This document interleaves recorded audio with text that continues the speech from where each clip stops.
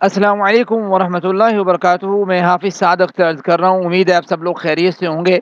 جیسا کہ ہم جانتے ہیں کہ حکومت وقت نے ایک زبردست قسم کا انیشیٹو لیا کہ قرآن کریم کی تعلیم کو سکولز کالجز میں عام کیا جائے۔ اس مقصد کے لیے نصاب مرتب کیا گیا۔ اب ایک بہت بڑا ایشو کریٹ ہوا کہ اب پڑھائے گا کون یہ نصاب؟ پڑھانے کے لیے دو ہی سلوشن تھے، یا تو نئے اساتذہ ہائر کیے جائیں یا اولڈ اساتذہ جو اے بی سی جانتے ہوں، عربک کی، اسلامک اسٹڈی کی، قرآن کریم کی، ان کو مزید جو ہے وہ ٹرین کیا جائے اس معاملے میں کہ وہ قرآن کریم کی تعلیم کو پراپر طریقے سے پڑھا سکیں، جس کے لیے پہلے ایل ٹیز کی جو ہے نا وہ تربیت کی گئی، اس کے بعد ایم ٹیز کی تربیت کی گئی، پھر ایم ٹیز کو جو ان کے ڈسٹرکٹ کے جو سکولز اور کالجز تھے ان اساتذہ کو تربیت کرنے کے لیے بھیجا گیا۔ جو نصاب میں آپ لوگوں کے سامنے رکھنا چاہ رہا ہوں، یہ نصاب انہی کا ایک تیار کیا ہوا ہے۔ اس میں بیسک کچھ چیزیں دی گئی ہیں اساتذہ کے لیے، خاص طور پہ ان اساتذہ کے لیے یہ بڑا جو ہے نا وہ ہیلپ فل ہوگا جو اساتذہ جن کی یہ فیلڈ نہیں ہے، یا ان اساتذہ کے لیے جنہوں نے کبھی کافی عرصے سے پڑھا ہوا علم اور ریوائز نہیں کیا۔ یہ دونوں صورتوں میں جو ہے نا ان تمام اساتذہ کے لیے بڑا ہیلپ فل ہوگا، اور ان بچوں کے لیے بھی جو بچے اس سے استفادہ حاصل کرنا چاہ رہے ہوں گے۔ اب ذرا آپ اس کے شیڈیول کی طرف اگر آئیں تو جو شیڈیول دیا گیا ہے اساتذہ کی ٹریننگ کے لیے وہ یہ شیڈیول ہے، یعنی پہلے دن آپ نے یہ کرنا ہے، دوسرے دن یہ کرنا ہے، تیسرے دن یہ کرنا ہے۔ پہلے دن کے اندر جو ہے وہ جو بیسک چیزیں ہیں، تعوذ، تسمیہ، قرآن کا لغوی اور اصطلاحی مفہوم ہے، حروف مقطعات، شان نزول، آیت، سورہ، مرکزی خیال، قصص الانبیاء، کلمہ، اس کی وضاحت، اس طریقے سے قصص الانبیاء کی کچھ تفصیلات۔ ہم کوشش کریں گے ہم جو اس میں چیدہ باتیں ہیں، جو امپورٹنٹ باتیں ہیں جس کو سمجھنا تھوڑا سا ضروری ہے، ان باتوں کو ڈسکس کریں تاکہ آپ لوگوں کو شارٹ فارم میں جو ہے اچھے اور مختصر وقت کے اندر ہم جو ہے اس کو پڑھ پائیں۔ اب ذرا آتے ہیں اس کے اندر کہ اس کے اندر کیا کیا چیزیں موجود ہیں۔ سب سے پہلے دیکھیں قرآن کریم کی تعریف جو ہے اس کے اندر کیا کچھ موجود ہے، اس کو ذرا دیکھ لیتے ہیں۔ قرآن کریم کی تعریف کا پہلے سلسلہ ہے، حروف مقطعات کے بارے میں آپ کو کچھ بتایا جائے گا، شان نزول کے متعلق بتایا جائے گا۔ دیکھیں قرآن کریم کا تعارف سب سے پہلے دیا ہوا ہے۔ قرآن کریم کی تعریف لغوی تعریف دی ہوئی ہے اور اصطلاحی تعریف دی ہوئی ہے۔ لغوی تعریف کیا ہے؟ اصل میں لغوی کئی اعتبار سے علماء نے اس کو انٹرپریٹ کیا ہے کہ لغوی اعتبار سے یہ لفظ یہاں سے نکلا ہے، یہ لفظ یہاں سے نکلا ہے، لیکن ایک جو ہے وہ جو ہے نا وہ لوگوں کے درمیان مشہور ہے، اور ایک جو ہے اس کو سمجھ لیں کہ ہر شخص جو ہے اس کے بارے میں آگاہ ہے، اور وہی جو ہے نا انہوں نے عمومی طور پہ یہاں پہ درج کر دیا ہے کہ قرآن جو ہے وہ قرات سے نکلا ہے، جس کا معنی ہے پڑھنے والی کتاب، جس کو پڑھا جاتا ہے یا بار بار پڑھی جانے والی کتاب۔ اس کا پتہ ہونا ضروری ہے ایک ٹیچر کو، ایک بچے کو، کہ جب وہ قرآن کریم پڑھے گا قرآن کا لفظی معنی کیا ہے۔ قرآن کا اصطلاحی مفہوم وہی دیا ہوا ہے جیسے قرآن کریم نے خود اپنا تعارف کروایا ہے، وَإِنَّهُ لَتَنزِيلُ رَبِّ الْعَالَمِينَ نَزَلَ بِهِ الرُّوحُ الْأَمِينُ عَلَىٰ قَلْبِكَ لِتَكُونَ مِنَ الْمُنذِرِينَ بِلِسَانٍ عَرَبِيٍّ مُبِينٍ، کہ قرآن اللہ تعالیٰ نے جناب جبرائیل علیہ الصلوۃ والسلام کے ذریعے اللہ تعالیٰ نے اللہ کے رسول صلی اللہ علیہ وسلم کے سینہ اطہر پر عربی زبان میں نازل کیا 23 سال کے تقریباً لگ بھگ عرصے کے اندر۔ یہ اس کی اصطلاحی ڈیفینیشن ہے۔ قرآن کا موضوع انسانی زندگی کو ایڈریس کرتا ہے، اس کے اندر جو پہلو ہیں انسانی زندگی کے، جو ضروریات ہیں، تمام کا احاطہ کرتا ہے، اور آتنا فی الدنیا حسنہ وفی الآخرۃ حسنہ پر دلالت کرتا ہے۔ اس کے بعد قرآن کریم کی تعلیم کو عام کرنے کے لیے آپ کو پتہ ہونا چاہیے کہ قرآن کریم میں کچھ حروف مقطعات ہیں۔ حروف مقطعات کسے کہتے ہیں؟ جو حروف کاٹ کر پڑھے جاتے ہیں، الگ الگ پڑھے جاتے ہیں، یعنی جیسے الف، لام، میم، یہ حروف قرآن کریم میں 29 صورتوں کے آغاز میں آئے ہیں۔ ان حروف کے بارے میں آپ کو علم ہونا بہت ضروری ہے کہ آپ سے بچے کویسچن کر سکتے ہیں۔ یہ حروف مقطعات اصل میں تقریباً ان کی ٹوٹل تعداد جو ہے 14 ہے، اور 2 صورتیں مدنی ہے جس کی صورت میں اور جس کے شروع میں حروف مقطعات، اور 27 صورتیں مکی ہیں جس کی صورت میں حروف مقطعات آئے ہیں۔ حروف مقطعات جو ہے اس کا معنی واللہ اعلم بمراد ہی، اس کا معنی کوئی نہیں جانتا۔ مقطعات انہیں اس لیے کہا جاتا ہے کہ ان کے الگ الگ پڑھا جاتے ہیں۔ یہ ایک بھی ہو سکتا ہے، 2 بھی ہو سکتے ہیں، 3 بھی ہو سکتے ہیں، لفظ 4 بھی ہو سکتے ہیں، 5 بھی ہو سکتے ہیں۔ ایک کی مثال دی ہوئی ہے، ایک کی مثال جیسے نون ہے، قاف ہے، اور 2 کی مثال جیسے آپ پڑھتے ہیں حامیم پڑھتے ہیں، 3 کی مثال الف لام میم پڑھتے ہیں، 4 کی مثال الف لام میم صاد پڑھتے ہیں، 5 کی مثال کاف ہا یا عین صاد ہے۔ یہ بیسک چیزیں ہیں، ان کے بارے میں معلومات ہونا بہت ضروری ہے۔ ان کا جو نالج ہے، اس کا معنی کیا ہے، یہ اللہ تعالیٰ بہتر جانتے ہیں۔ چونکہ ہم اس کو الگ الگ پڑھتے ہیں، الف لام میم، اس لیے اس کو کہتے ہیں کاٹ کر پڑھے جانے والے۔ اب یہی چیز جو ہے سورۃ فیل کے شروع میں الف لام میم آتا ہے، لیکن اس کو الم تر کیف فعل ربک باصحاب الفیل پڑھتے ہیں، الم پڑھتے ہیں اسے، ٹھیک ہے۔ تو یہ معنی ہے حروف مقطعات کا، اس لیے حروف مقطعات کا پتہ ہونا بھی ضروری ہے۔ شان نزول کیا ہوتا ہے؟ یعنی کسی بھی آیت مبارکہ یا کسی بھی صورت جو ہے اس کا خاص پس منظر ہوتا ہے، تو وہ آپ اس کو کہتے ہیں یار یہ شان نزول ہے۔ جیسے سورۃ لہب کا پس منظر کیا ہے کہ سورۃ لہب جو ہے تب نازل ہوئی جب نبی کریم صلی اللہ علیہ وسلم کے اوپر یہ آیت نازل ہوئی کہ وانذر عشیرتک الاقربین، نبی کریم صلی اللہ علیہ وسلم گئے اور اعلان کیا کہ بھئی اگر میں کہوں کہ اس پہاڑی کے پیچھے جو ہے ایک لشکر تم پہ حملہ ہونے والا ہے، تم کیا کہو گے؟ انہوں نے کہا ما جربناک الا صدقا، میرے پاس ایمان لے کے آؤ گے نہیں لے کے آؤ؟ انہوں نے کہا اللہ اگر ہم نے تو آپ کو ہمیشہ سچا پایا۔ تو گویا انہوں نے اقرار کیا، نبی کریم صلی اللہ علیہ وسلم نے دعوت دی قولوا لا الہ الا اللہ، تو ابو لہب جو سگا چچا ہے اس نے کچھ کلمات جو ہے وہ اس طرح کے کہے، اللہ تعالیٰ نے پھر اس کی شان میں، نبی کریم صلی اللہ علیہ وسلم کی شان میں اور اس کو ذلیل اور رسوا کرنے کے لیے اللہ تعالیٰ نے پوری ایک صورت نازل کر دی، تبت یدا ابی لہب وتب، جیسے یہ صورت کا پس منظر ہے۔ اس طرح کچھ آیات ہیں ان کا پس منظر ہے، جیسے قد سمع اللہ قول التی تجادلک فی زوجہا وتشتکی الی اللہ، اس کا ایک خاص پس منظر ہے۔ اس طریقے سورہ فیل کا خاص پس منظر ہے، ابرہا کا سارا، سورۃ فاتحہ کا خاص پس منظر ہے۔ یہ جو پس منظر ہے نا اس کا بیک گراؤنڈ ہے کہ وہ کس جو ہے نا وہ حالات میں نازل ہو رہی ہے، یہ شان نزول کہلاتا ہے۔ تو ایک استاد کو کم از کم یہ پتہ ہونا چاہیے کہ سورت کا شان نزول کیا ہے، یہ شان نزول بذات خود کہتے کسے ہیں، اس بارے میں آپ کے علم میں یہ بات ہونی چاہیے۔ قصص القرآن کیا ہے؟ قرآن کریم میں اللہ تعالیٰ نے مختلف اقوام کے قصے بیان کیے ہیں، انبیاء کرام کے بیان کیے ہیں، کچھ خاص اسپیسیفک لوگوں کے بیان کیے ہیں، وہ نبی نہیں بھی ہیں تب بھی اللہ تعالیٰ نے بیان کیے ہیں۔ قصے بیان کرنے میں مقاصد کیا ہے؟ مقاصد یہ ہیں کہ بھئی امت جو ہے یعنی امت محمدیہ صلی اللہ علیہ وسلم ان قصوں سے جو ہے وہ اسباق حاصل کر کے جس کی وجہ سے پچھلی قوموں پہ عذاب آیا ہے وہ کام دوبارہ نہ کریں، اور جس وجہ سے پچھلی قوموں کو اللہ نے سراہا، ٹھیک ہے، سراہا، وہی کام کرنے کی کوشش کریں۔ یہ چیز ہے قصوں کو بیان کرنے کے مقاصد اور پرپس جو ہے۔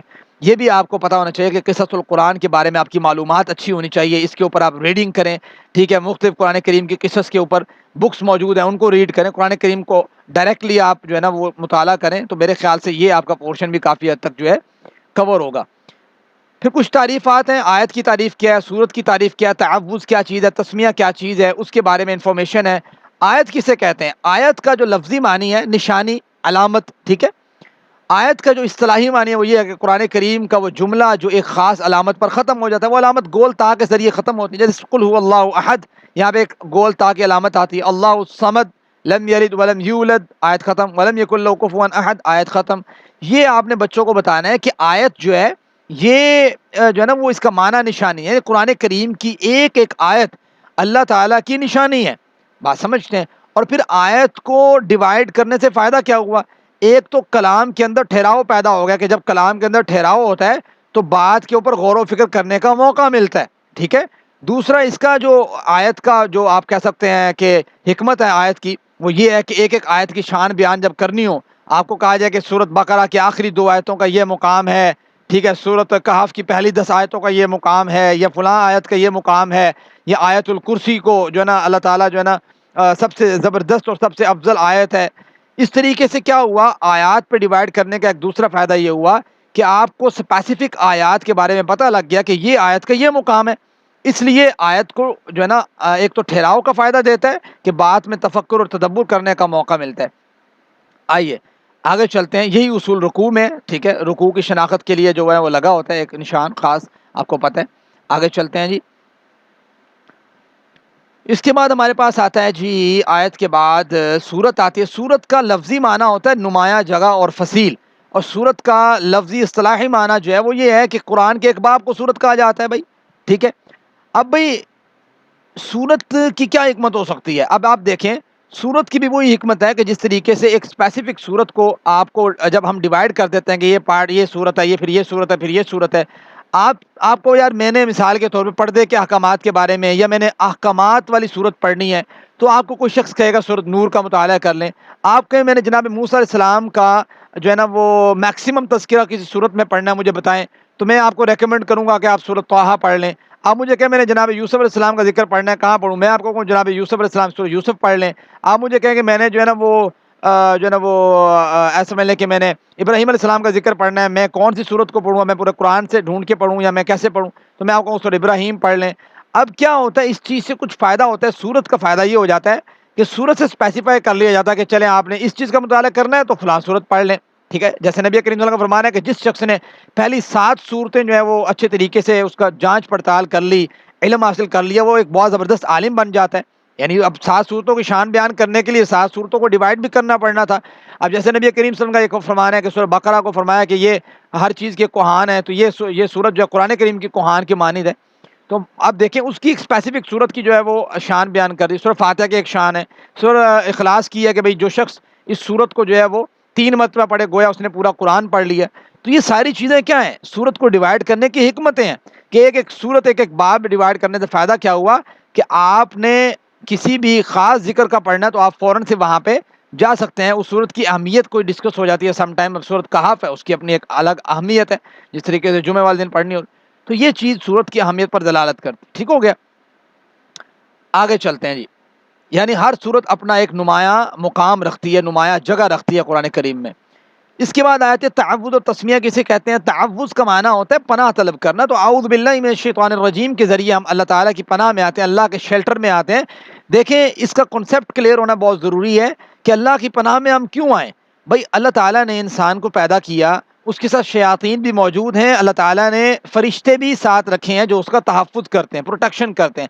جب انسان نیک اعمال کرتا ہے تو فرشتے اس کے قریب ہوتے ہیں, اور جب انسان برے اعمال کرتا ہے تو فرشتے دور ہوتے ہیں اور جنات قریب ہوتے ہیں, یعنی شیاطین قریب ہوتے ہیں. تو انسان کے اوپر جو ہے وہ گویا شیطانی طاقتیں حاوی ہو جاتی ہیں جب انسان برائی کے کام کرتا ہے. تو جب بھی آپ نیک کام کریں یا جب بھی کوئی ایسا برا کام سے بچنے کی آپ نے کوشش کرنی ہے تو آپ نے اعوذ باللہ من الشیطان الرجیم پڑھنا ہے. قرآن کریم کے بارے میں تو قرآن کریم خود کہتا ہے, اللہ تعالیٰ فرماتے ہیں فَإِذَا قَرَأْتَ الْقُرْآنَ فَاسْتَعِذْ بِاللَّهِ مِنَ الشَّيْطَانِ الرَّجِيمِ. جب قرآن کریم کی تلاوت کی جائے تو آپ نے اعوذ باللہ من الشیطان الرجیم پڑھنا ہے. قرآن کا حکم ہے, یہ بچوں کو سکھائیں کہ بھائی اعوذ باللہ من الشیطان الرجیم پڑھ کے قرآن کریم کا آپ سٹارٹ لیں. ٹھیک ہے, تو یہ بڑی تربیت والی چیز ہے. اور پھر اس کا بیک گراؤنڈ, بھائی کیوں ضروری ہے اعوذ باللہ, اس کا لاجک بھی کچھ بیان کر دے جیسا کہ آلریڈی میں ایڈریس کر چکا ہوں. پھر بسم اللہ الرحمن الرحیم, تسمیہ آپ کو کہیں کہ تسمیہ کیا چیز ہے, آپ نے کہنا بسم اللہ الرحمن الرحیم مراد ہے. تسمیہ سے ایک اسپیسیفک نام دے دیا گیا ہے بسم اللہ الرحمن الرحیم کو کہ جب بھئی یہ لفظ بولا جائے گا تو اس سے مراد بسم اللہ الرحمن الرحیم ہوگی.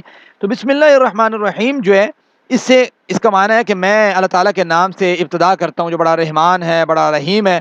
تو گویا ہر نیک کام نبی کریم صلی اللہ علیہ وسلم کا فرمان ہے کہ انسان کو بسم اللہ پڑھ کے سٹارٹ کرنا چاہیے, اور برا کام نہیں. آپ کو جی میں برا کام کرنے لگا میں بسم اللہ برکت کے لیے, اصول کے لیے ہوتی ہے کہ اللہ تعالیٰ میں یہ کام کرنے لگا ہوں, ایک تو میری استعانت کر, میری اس میں برکت دے میرے معاملے میں. ٹھیک ہے, تو آپ برے کام میں برکت کا دعا نہیں کر سکتے کہ ایک شخص شراب پینا چاہتا ہو کہ میری برکت ڈال دو اللہ تعالیٰ اس میں, تو ایسا نہیں ہے.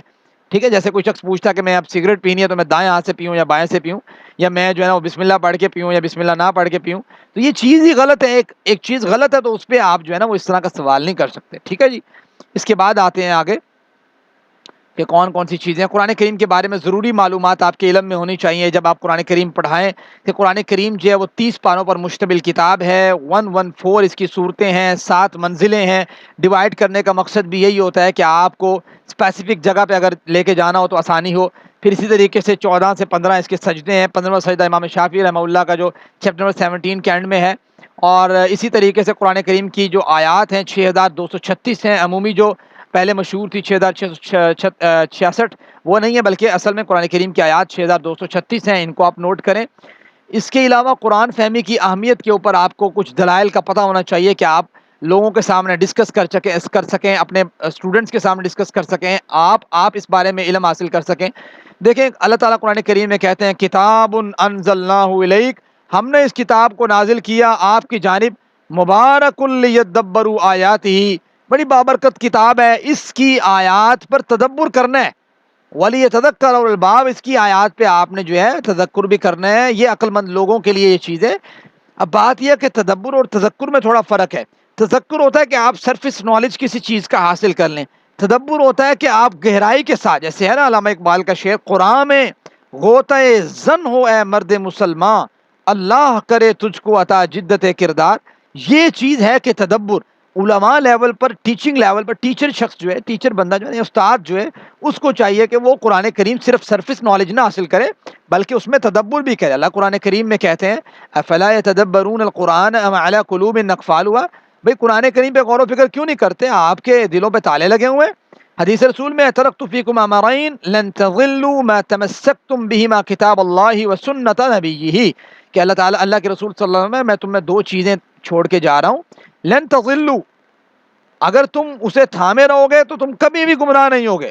وہ کون سی دو چیزیں؟ کتاب اللہ، اللہ کی کتاب، و سنت نبی، اور نبی کریم صلی اللہ علیہ وسلم کی سنت مطہرہ۔ پھر عثمان بن عفان رضی اللہ عنہ فرماتے ہیں کہ نبی کریم صلی اللہ علیہ وسلم خیرکم من تعلم القرآن وعلم، تم میں سب سے بہترین شخص وہ ہے جو قرآن کریم سیکھے اور قرآن کریم سکھائے۔ اس کے بعد آپ کو کلمے کا علم ہونا ضروری ہے۔ کلمے کی 3 اقسام ہیں، اسم، فعل اور حرف۔ آپ پڑھتے ہیں، آپ بچوں کو بتا سکتے ہیں کہ ناؤن آپ کہتے ہیں اسم کو، فعل کو آپ ورب کہتے ہیں، یہ آسانی کے لیے آپ ان کو بتا سکتے ہیں ان کی ٹرم میں کہ جس میں وہ آلریڈی پڑھ چکے ہیں۔ اسم کسے کہتے ہیں؟ سادہ سی ڈیفینیشن ہے، کسی شخص یا جگہ یا چیز کا نام جو ہے وہ اسم کہلاتا ہے۔ کسی شخص کا نام جیسے عبداللہ، یہ کسی شخص کا نام ہے۔ جگہ کا نام جیسے رحیم یا خان، لاہور، کراچی، کوئی بھی آپ شہر کا نام لے سکتے ہیں تو وہ جگہ کا نام ہو جائے گا۔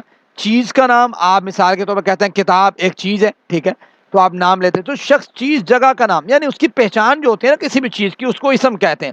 تو آپ بچوں کو بتائیں گے بیٹا جو بھی پہچان ہے کسی چیز کی تو وہ اس کا اسم ہے، نام ہے۔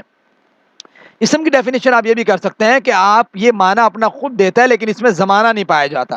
فعل میں کیا ہوتا ہے، اس میں معنی بھی بذات خود یہ انڈیپینڈنٹ معنی رکھتا ہے اور پھر یہ اس میں زمانہ بھی پایا جاتا ہے، یعنی ماضی، حال، استقبال میں کوئی زمانہ بھی ہوتا ہے اس کے اندر۔ جیسے عامل ہے، اس نے عمل کیا، یعنی عمل کرنا کوئی اس کا خاص عمل تھا جو اس نے کسی خاص وقت میں کیا۔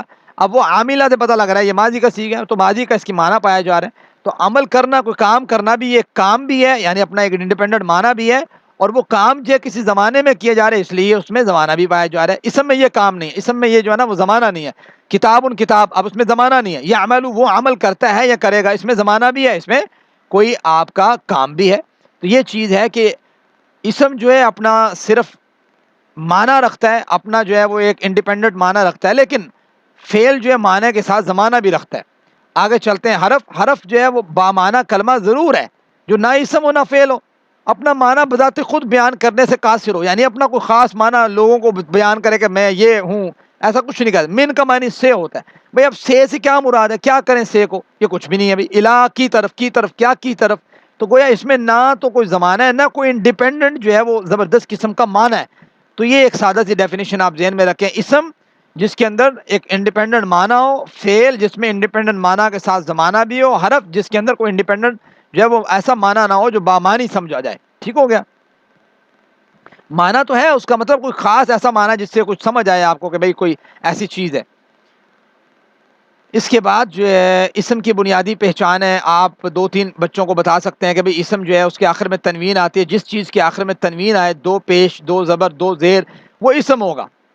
بھئی بات سمجھ رہے ہیں؟ جیسے مسلمن، مسلمن، مسلمن، جب بھی کسی چیز کے آخر میں پیش، 2 زبر، 2 زیر، 2 پیش تنوین آ جائے تو وہ اسم کی پہچان ہے، وہ فعل کی پہچان نہیں ہے۔ یہ بات آپ نے بچوں کو آگاہ کر دینے کہ بھئی جب بھی زبر زیر پیش آئے گی تو 2 زبر 2 زیر 2 پیش آئے گی تو یہ اسم ہے۔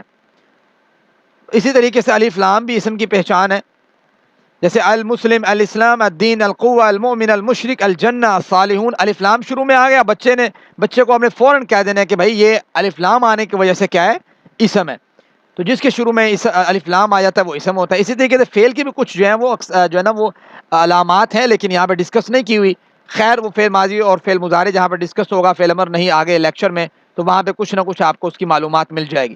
ضمائر کا یہاں پہ ذکر موجود ہے کہ ضمائر کسے کہتے ہیں؟ بھائی ضمائر جو ہے اصل میں جیسے آپ بچوں کو آسانی کے ساتھ آگاہ کر سکتے ہیں کہ جیسے آپ کوئی مضمون یا کوئی ایسی یا کوئی چیز لکھتے ہیں، آپ ایپلیکیشن، آپ کہتے ہیں کہ بھئی علی اچھا بچہ ہے، وہ کھانا کھاتا ہے، وہ اپنے والدین کی بات مانتا ہے، وہ یہ کرتا ہے، تو آپ جو علی کی جگہ آلٹرنیٹ لفظ یوز کر رہے ہیں، وہ یہ وہ کیا ہے؟ یہ پروناؤن ہے، یہ ضمیر ہے۔